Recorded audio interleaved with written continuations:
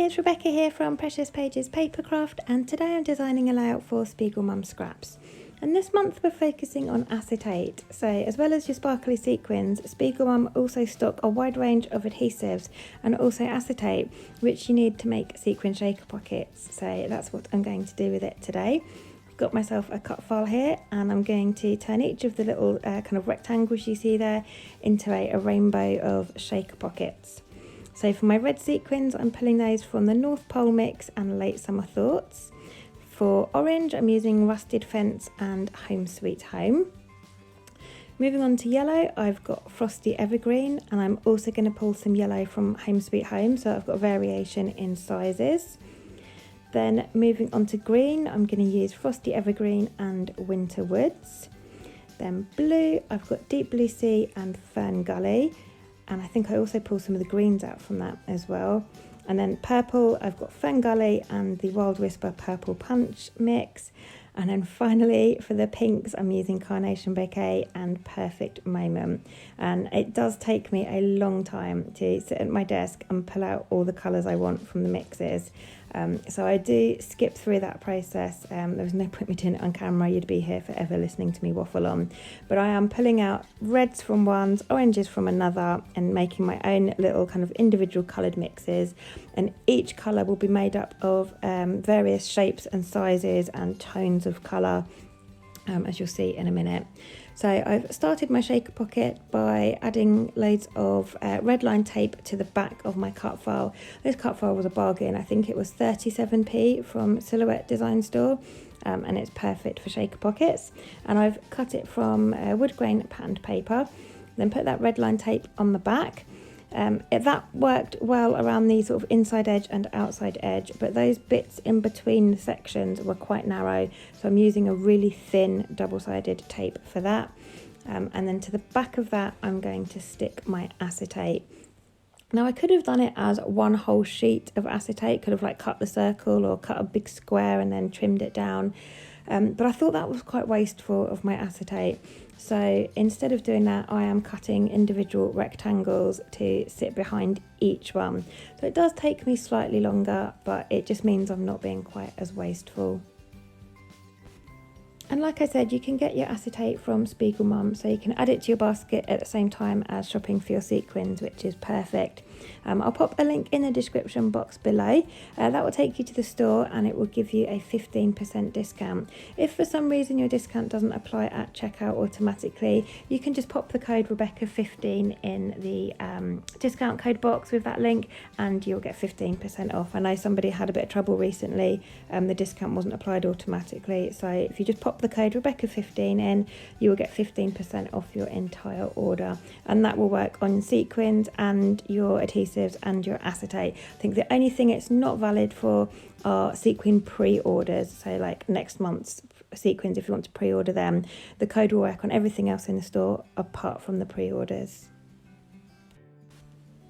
So then once I've got all my acetate in place, I'm going to add some craft foam to the back of each of those kind of rectangles, or almost squares I suppose, and I need each of these to be done individually because I'm obviously making individual rainbow coloured shaker pockets, so it does take me a while, and again I'm going to skip through it because it's quite a boring and laborious task, but I sat there watching Netflix or something, so it was all good. But it just means that each of my pockets will be individual and my sequins aren't going to spill out and all the colours are going to mix and whatnot, so it's worth taking the time to do it properly.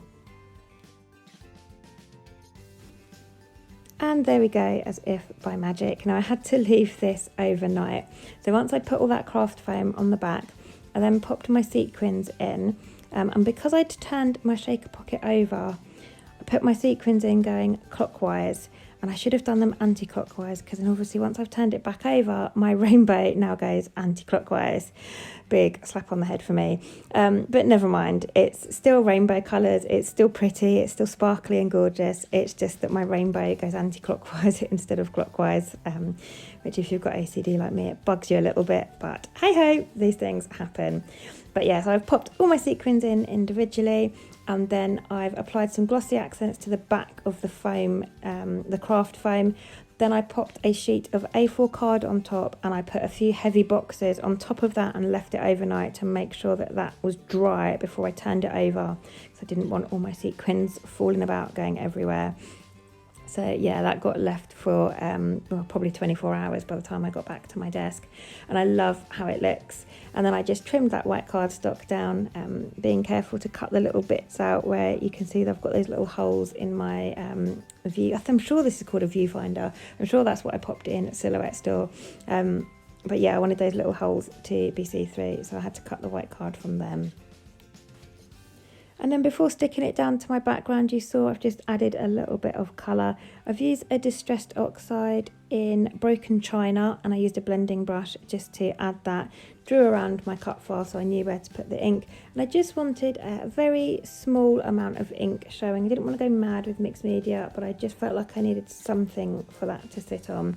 So I went with blue because there's my little boy sat on a slide in the photo, and although it's silver, it kind of got blue tone in the photo, so I've gone with the blue ink to kind of match up with that. And then I'm going to keep my embellishments simple because I don't want to cover up too many of those shaker pockets. I have had to cover a couple with my photo, and I've been strategic in doing that. I'm not a lover of red. It is my least favourite colour.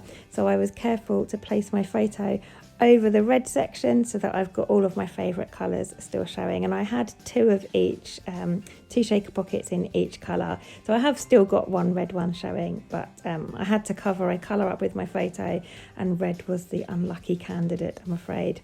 So I've put my photo over to the right hand side. I've added some fussy cut leaves. Those are from a Vicky Boutin stamp. I've stamped them with black StazOn ink, and then again on top in distress ink in Mode Lawn, to bring in a lovely green shade. And then I've cut those out and added those around the outside edge. Then I've also added a couple of acetate leaves. I've got some black printed acetate leaves. I cut a few of those.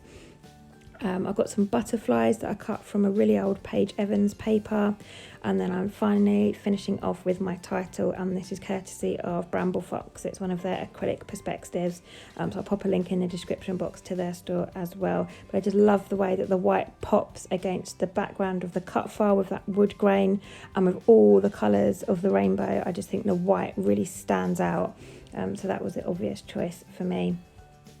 And then I'm just finishing the page off with a border. I felt like it needed something around the edge, and where I'd cut my viewfinder purposely from the middle of this paper to leave it as a border in case I ever wanted to use it. I had it next to me on the desk, and I thought, let's have a look, see what this looks like, and I actually really liked it. So I've just trimmed 1/4 of an inch off of each side of my layout, added some double-sided tape from SpiegelMom on the back, and then you can see I've peeled it off, and I've got myself a frame to match my viewfinder, and that is me done today. So thank you very much for joining me. I hope you've enjoyed the layout and the process, and it's given you some inspiration in creating shaker pockets. I absolutely love how these rainbow colours turned out, and there must have been like 8 or 10 different sequin mixes I pulled in to do this. So great way to use up some sequins and bring in lots of different shades and sparkle. And like I said, I'll pop that link in the description box below along with the code in case it doesn't work, and you can get yourself 15% off in the store. But thank you very much for joining me, and I shall see you next time. Bye bye.